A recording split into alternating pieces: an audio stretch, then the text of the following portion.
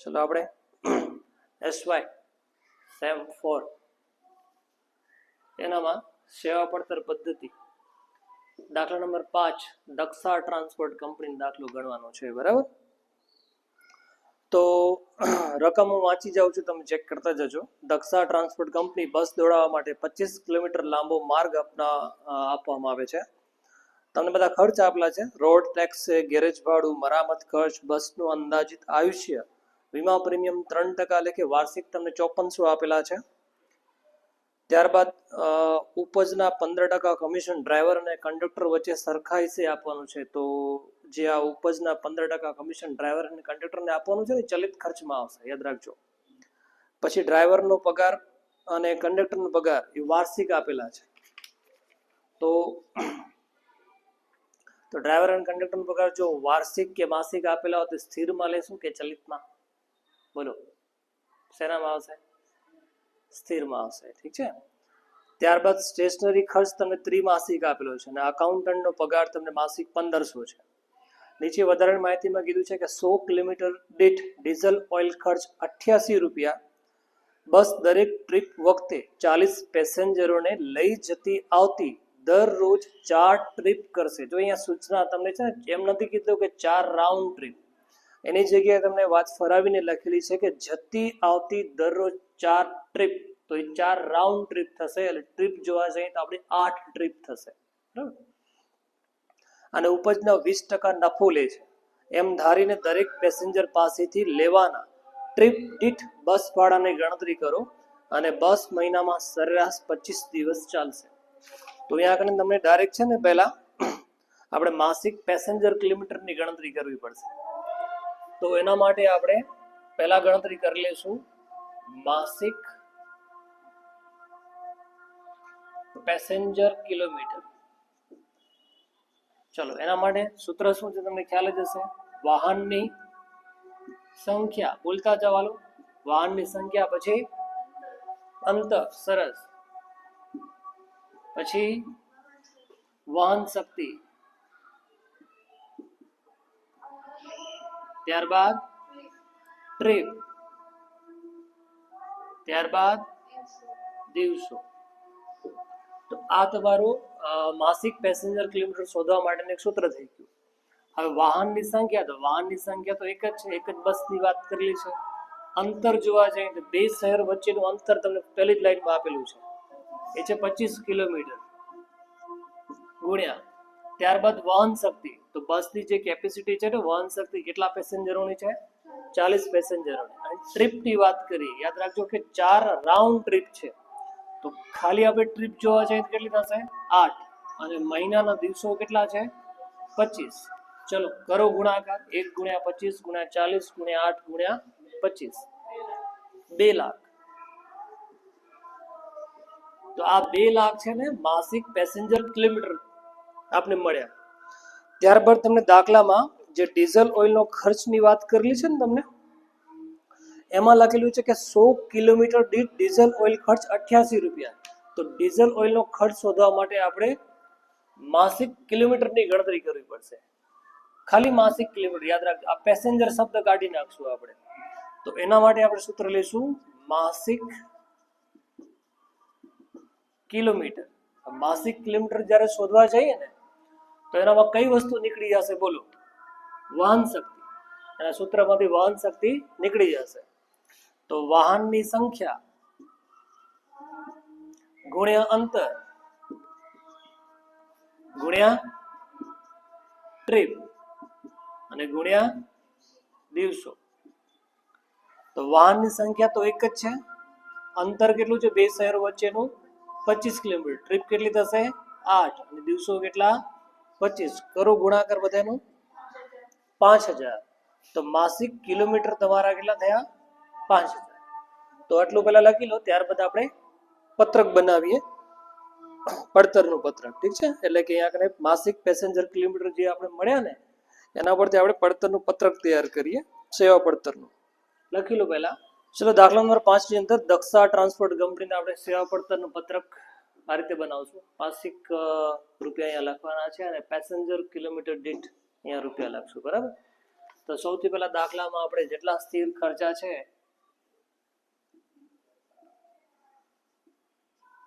એ લખી લઈએ. તો સ્થિર ખર્ચની અંદર બોલો રોડ ટેક્સ, ગેરેજ ભાડું, મરામત ખર્ચ. તો રોડ ટેક્સ સ્થિરમાં આવશે. હા, રોડ ટેક્સ સ્થિરમાં આવશે. તો સૌથી પહેલા લખી નાખશું આપણે રોડ ટેક્સ.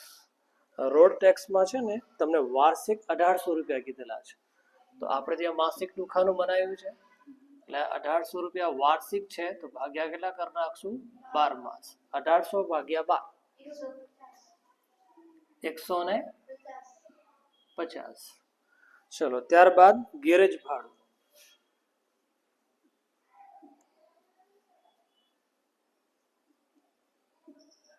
ગેરેજ ભાડું. હવે ગેરેજ ભાડું તમને માસિક છે, આપણે કોઈ કાંઈ કરવાની જરૂર નથી અને એ છે 400 રૂપિયા.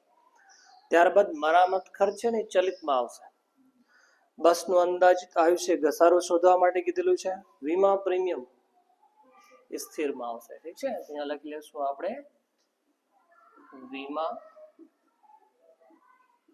પ્રીમિયમ. વીમા પ્રીમિયમની જે તમને રકમ છે ને એ વાર્ષિક 5400 લખેલી છે. તો 5400 ભાગ્યા 12 કરો 450. ચાલો ત્યારબાદ તમને ડ્રાઈવર કંડક્ટરનું કમિશન એ તો આપણે પછી શોધી લઈશું. ડ્રાઈવરનો પગાર એ પણ સ્થિરમાં આવશે. ડ્રાઈવરનો પગાર એ તમને વાર્ષિક આપેલો છે, એને પણ આપણે માસિક કરવા માટે એટલે કે માસિક ખર્ચ શોધવા માટે ભાગ્યા 1200 રૂપિયા. તો ડ્રાઈવરનો જે પગાર છે માસિક 1200 થશે. ત્યારબાદ કંડક્ટરનો પગાર. કંડક્ટરનો પગાર તો એ પણ તમને વાર્ષિક આપેલો છે, એને પણ માસિક કરવા માટે ભાગ્યા 12 1000. ચલો સ્ટેશનરી ખર્ચ એ પણ શેનામાં આવશે? સ્થિરમાં. સ્ટેશનરી ખર્ચ. સ્ટેશનરી ખર્ચ છે ને તમને ત્રિમાસિક આપેલું છે 900 રૂપિયા. તો 900 રૂપિયા ત્રિમાસિકના છે એટલે ભાગ્યા આપણે 12 નહીં પણ કેટલા કરવાના? 3. તો આવશે 300. ત્યારબાદ અકાઉન્ટન્ટનો પગાર. એકાઉન્ટન્ટનો પગાર એ તમને માસિક આપેલું છે એટલે ડાયરેક્ટ આપણે બારે લખી નાખશું 1500. ત્યારબાદ તમને ડીઝલ ઓઇલનો ખર્ચ આપેલો છે. ડીઝલ ઓઇલનો ખર્ચ ક્યાં આવશે? ચલિતમાં. તો બોલો હવે સ્થિર ખર્ચની અંદર એના સિવાય બીજું કઈ આવશે? રોડ ટેક્સ, ગેરેજ ભાડું, વીમા પ્રીમિયમ, ડ્રાઈવરનો પગાર, કંડક્ટરનો પગાર, સ્ટેશનરી ખર્ચ અને અકાઉન્ટન્ટનો પગાર. બોલો એના સિવાય કોઈ સ્થિરમાં લાગે છે તમને? નો. તો આનો સરવાળો કરી લઈએ આપણે. કરો સરવાળો. 5000. તો આને કહેશું આપણે કુલ સ્થિર ખર્ચ. કુલ સ્થિર ખર્ચ અને એના આપણે બધી. અને ત્યારબાદ આપણે પેસેન્જર કિલોમીટર દીઠ સ્થિર ખર્ચ શોધી લઈએ. તો જે 5000 રૂપિયા તમારા જે કુલ સ્થિર ખર્ચ આવ્યા હતા ને એને ભાગ્યા કેટલા કરશું? આપણા યાદ હોય તમને તો પેસેન્જર કિલોમીટર કેટલા આવ્યા હતા? 2 લાખ. તો 5000 ભાગ્યા 2 લાખ 0.025. તો આ સ્થિર ખર્ચની ગણતરી થઈ ગઈ આપણી. આ સ્થિર ખર્ચ. ઠીક છે. ચલો ત્યારબાદ આપણે ચલિત ખર્ચની ગણતરી કરીએ. ચલિત ખર્ચ. હવે ચલિત ખર્ચની અંદર સૌથી પહેલા તમને વીમા પ્રીમિયમ જો લખેલું છે. વીમા પ્રીમિયમ 3% લેખે વાર્ષિક 5400 રૂપિયા છે. તો વીમા પ્રીમિયમ ઉપરથી આપણે બસની જે છે ને એની કિંમત શોધી લઈશું. તો બસની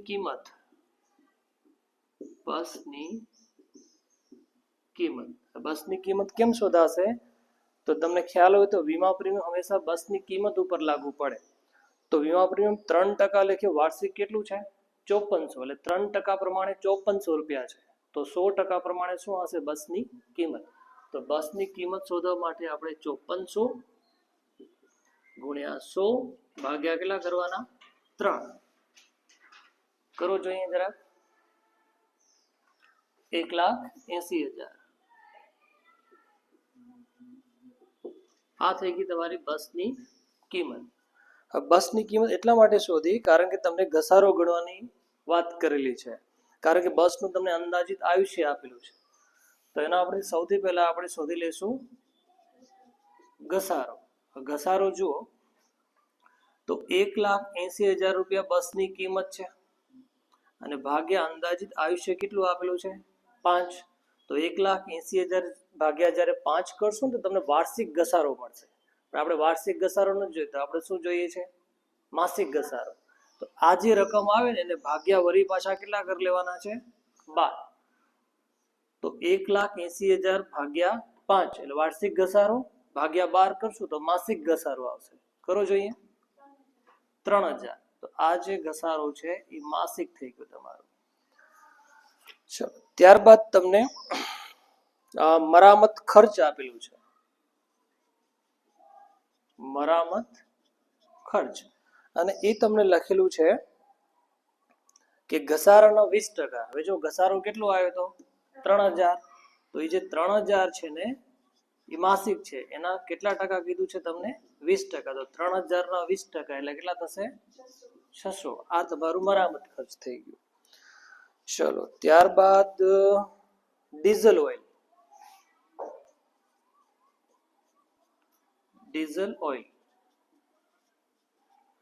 હવે તમને એમાં સૂચના આપેલી છે કે 100 કિલોમીટર દીઠ ડીઝલ ઓઇલનો ખર્ચ 88 રૂપિયા છે. એટલે 100 કિલોમીટરના 88 રૂપિયા. તો યાદ હોય તો આપણે ગણતરી કરી હતી, એમાં આપણે માસિક કિલોમીટર શોધ્યા હતા અને એ કેટલા આવ્યા હતા 5,000.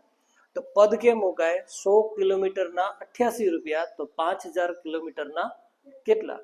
તો અહીંયા લખી લેશું આપણે 5,000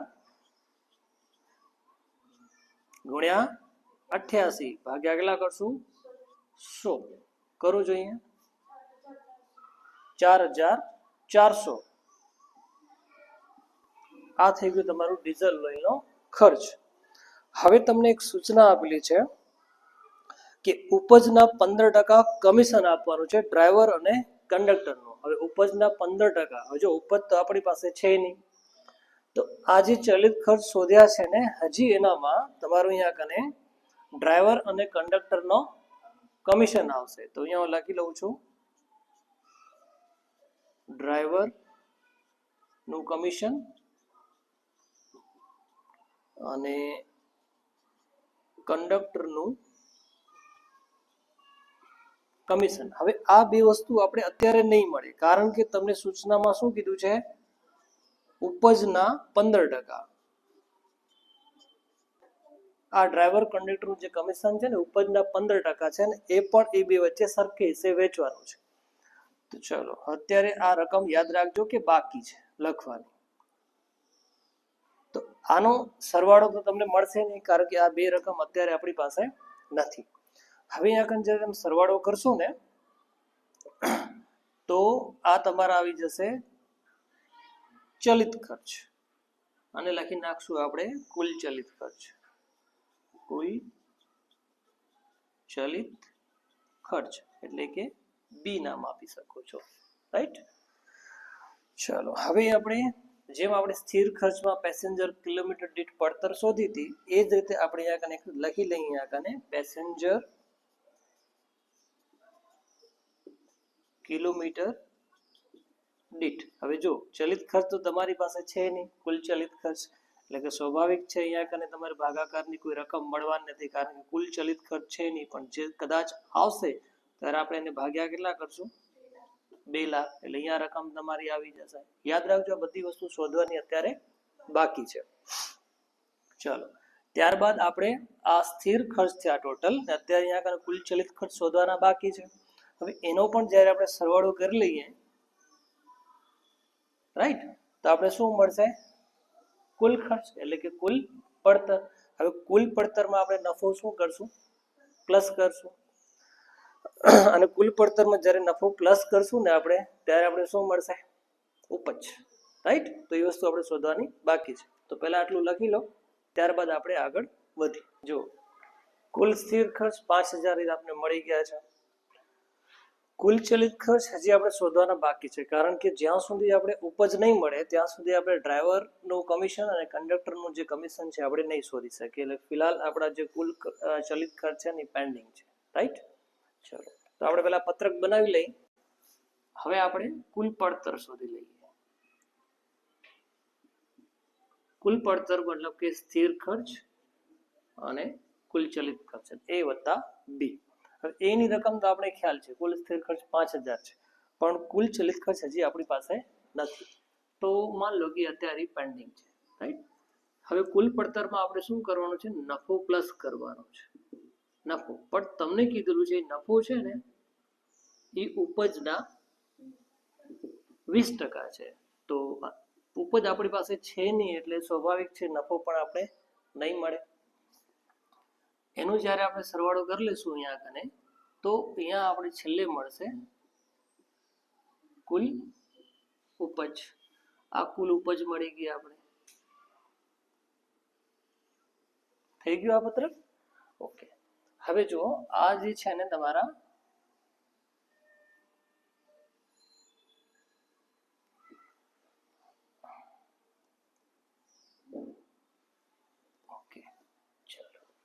હવે આપણે શું કરીએ?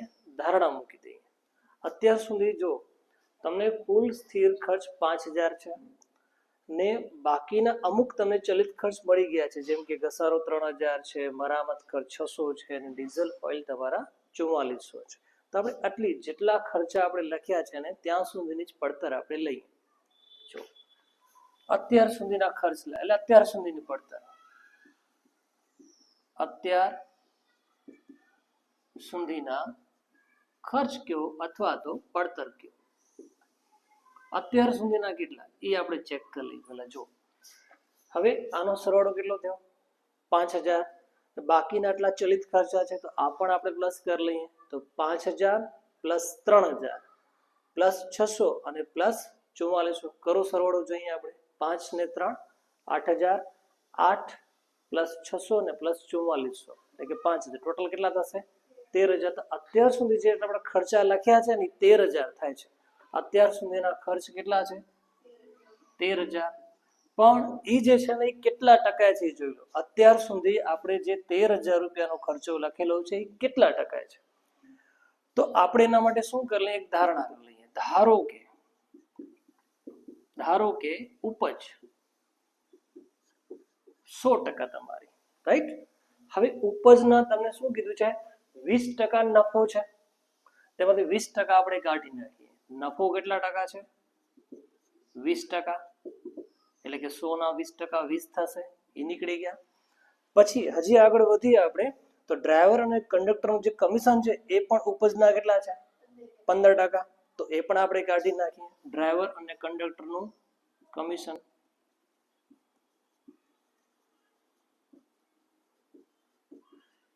એ 15% છે. 100 ના 15% એટલે 15. બાદ કરો 65. તો આ જે 65 જે છે ને એ અત્યાર સુધીની તમારી પડતર થઈ. અત્યાર સુધીના ખર્ચ, કારણ કે ઉપજમાંથી જો જે વસ્તુ નથી કાઢી નાખી, નફો 20% કાઢી નાખ્યો, ડ્રાઈવર કંડક્ટરનું કમિશન 15 કાઢી નાખ્યું, તો 65 આયા. એ અત્યાર સુધીનો તમારો ખર્ચ થયો. અત્યાર સુધીનો ખર્ચ કયો અથવા તો પડતર કયો.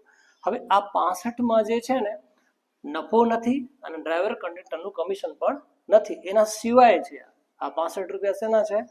ડ્રાઈવર કંડક્ટરનું કમિશન, નફો સિવાયનો છે, રાઈટ? એનામાં એની વસ્તુ નથી.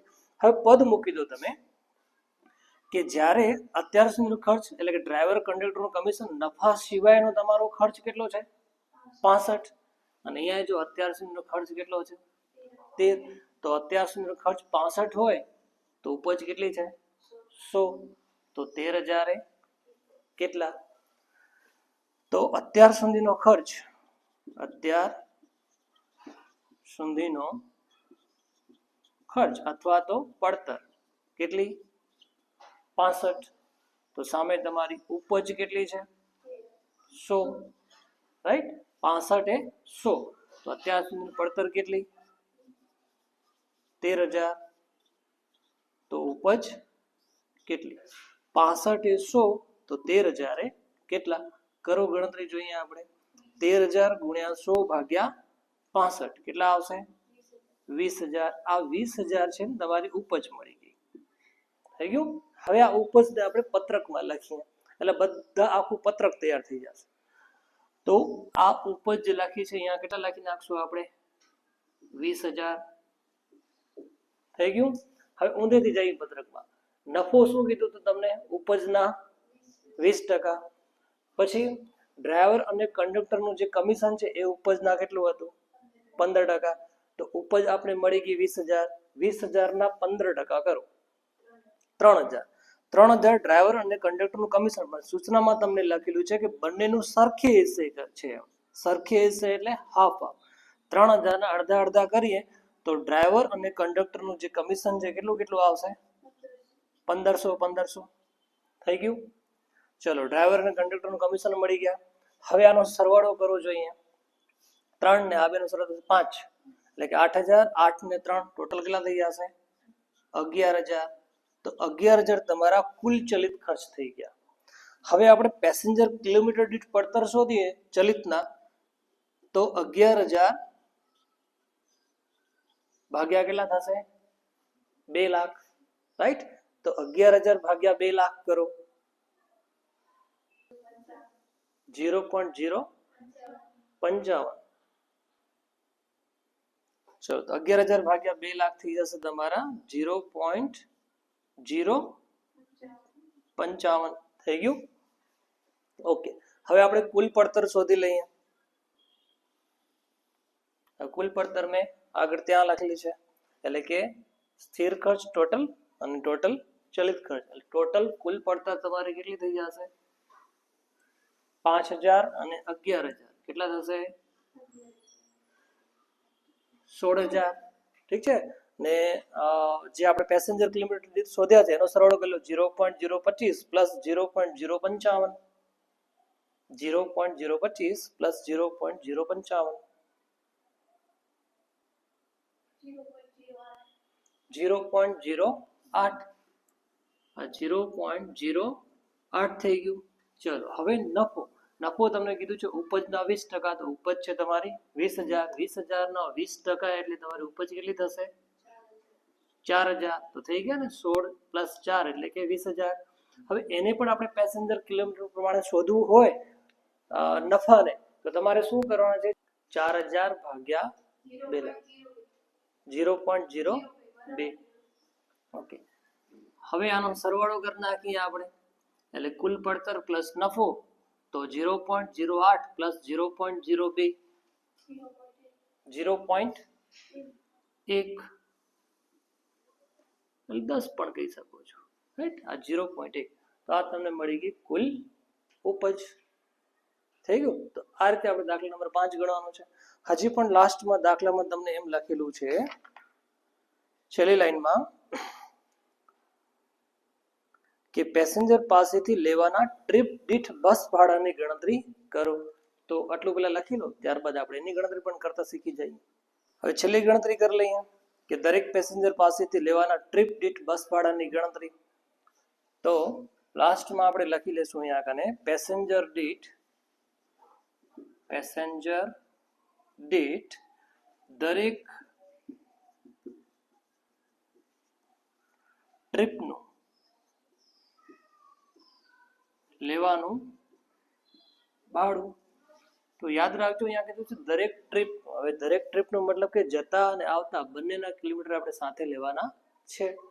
તો જતા 25 કિલોમીટર ને આવતા પણ 25 કિલોમીટર. ટોટલ તમારા કેટલા થઈ જશે અહીંયા કને? 50 કિલોમીટર ગુણ્યા અને તમારી ઉપજ એટલે કે ભાડું એ કેટલું છે? પેસેન્જર કિલોમીટર દીઠ 0.1 એટલે કે 10. હવે 50 ગુણ્યા 0.10 કરો 5 રૂપિયા. તો આ રીતે તમારું પેસેન્જર દીઠ દરેક ટ્રીપનું લેવાનું ભાડું કેટલું થશે? 5. તો દાખલા નંબર 5 ઇઝીલી આપણે સમજી ગયા. આ જ રીતે આપણે અગાઉના દાખલા પણ સરળતાથી સમજવાના છે.